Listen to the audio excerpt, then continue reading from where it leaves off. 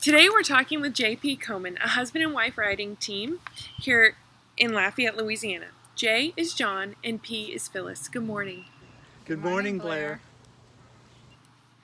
You've written a children's novel called Winnie and the Mystery of the Missing Moonstones. What is this about? Winnie's 11 years old and loves troll dolls, but her pesky brother Jerry makes fun of her, and one of the dolls accidentally falls out of the car, off the bridge, and into a deep ravine in the forest. It turns out there are real live trolls who live in this forest, and they find the doll. Is this forest in Louisiana? No, actually, we were living in Midland, Texas at the time, and so we were writing the story at that time, wanted it to be in Texas, so we set it in a fictional state park in Texas. We also wanted it to have waterfalls and mountains and unexplored areas, which Louisiana has mostly flat, swampy areas, so we chose Texas. So what happens when the trolls find Winnie's dolls? Well, first they're a little scared of it, but then one funny little troll named Merkel suggests that it was made by humans. Everyone laughs because trolls think humans aren't real. They're just stories told around a campfire.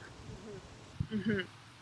So trolls think humans aren't real, and humans think trolls aren't real. That's such an interesting concept. Well, and that was the genesis of the whole story.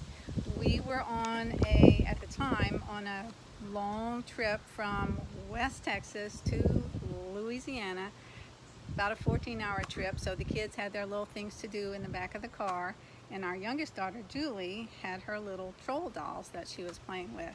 And you know, there are comments going back and forth between the trolls and everything, and then we hear these comments like, I don't believe in humans, and then, you know, humans aren't real. And he says, who's driving the car, he says, write that down. I said, what? He said, humans aren't real, write that down. That's a story. This whole story evolved from that comment. That is so interesting. The kids have a wonderful imagination. Sometimes they're just born with it, other times they need help to develop it. But in our case, John has had a wonderful imagination since age 6. He's been writing, and I wrote my own few things, you know, growing up. But when I got to adulthood, instead of that all ending, my imagination kept going as a pediatric therapist, engaging children in stories, made up things to kind of distract them and to keep them from all the, you know, rigors of therapy. And so most of my career was in pediatric therapy doing that, so my imagination kept alive there. And children also use their imagination to help them work through sometimes life things or events, and play it out in different ways, or sometimes it's escape for them, give them a little rest from the real world. Yeah. Speaking of a rest from the real world, eventually do the trolls, not of the real world, and the humans meet up? Yes, just with Winnie at first. But there's a very funny scene where the trolls are throwing marshmallows down on the campsite, and Winnie and Jerry are trying to catch them. So do the trolls have magic? In general, they don't have magic because their magic moonstones were stolen many years ago. But there's this riddle hanging around that seems to indicate that the moonstones could be found if somebody would figure out the riddle. So Winnie and Jerry and their 2 new troll friends, Ula and Humphrey, take off on this adventure to find the moonstones, and they go through all kinds of obstacles and just lots of fun adventures. Yeah. scary sometimes too. So, Adventure quest. yeah, you mentioned that all of this kind of evolved from a road trip that was happening, and then the children, the troll ended up falling out of the back of the car. So what about Dad in all of this? So poor Dad has to spend the day looking for his kids, but it's done in a humorous way.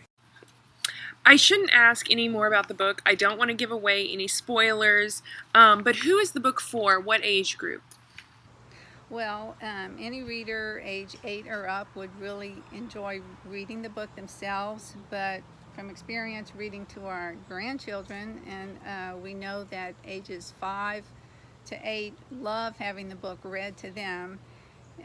Even at bedtime, it's like, one more chapter, please, one more chapter.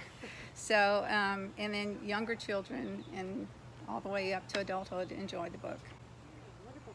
And now there are illustrations in the book, correct? Yes, there are. We spent a year looking for an artist because we wanted a certain look, and we found this artist named Maylis Pitcher, and her work just stood out, and we loved it. So we contacted her. It turns out she lives in France. She was 15, but her work was such good quality that we made a long-distance deal and paid her dad through PayPal, and she did our pictures. And she illustrated the whole book? Yes, 21 pictures for the first one and 21 for the second book, which is called Winnie and the Trouble with Trolls. By the way, she's 21 years old now and about to graduate from college as an artist with a very budding career ahead of her. So, why should people read your book? What is the compelling, they have to have this in their bookshelf? Well, we think it's really fun, and others, kids that have read it say they really they identify with the characters. It's fun. There's lots of cool adventures, and it's exciting. It keeps you wanting to read what's going to happen next. I definitely could identify with the brother-sister struggle in the beginning, and then, that bringing them together, that adventure that brings them together. It's wonderful. Very good, yes. I think the characters are memorable, and you'd want to buy the next book to see what that person's going to do next. So speaking of which, you have a second novel coming out, Winnie and the Trouble with the Trolls. Is that published? Not yet, but we hope soon, maybe in the fall, that it'll come out. Okay. But Winnie experiences a lot of embarrassment in her school because of the trolls. Okay, that's wonderful. So where can someone get a copy of Winnie and the Mystery of the Missing Moonstones? Amazon has it. Barnes & Nobles has it. They've been wonderful for book signings. We did one in Lafayette. We did one in Houston. Walmart has it online, and other bookstores will have it. Wonderful, and obviously hoping that, local libraries will pick it up and school libraries and things like that, right? We are hoping. Yeah, that's wonderful. That'd be great. Well, good luck to you both, John and Phyllis. Thank you. Thank you, Blair.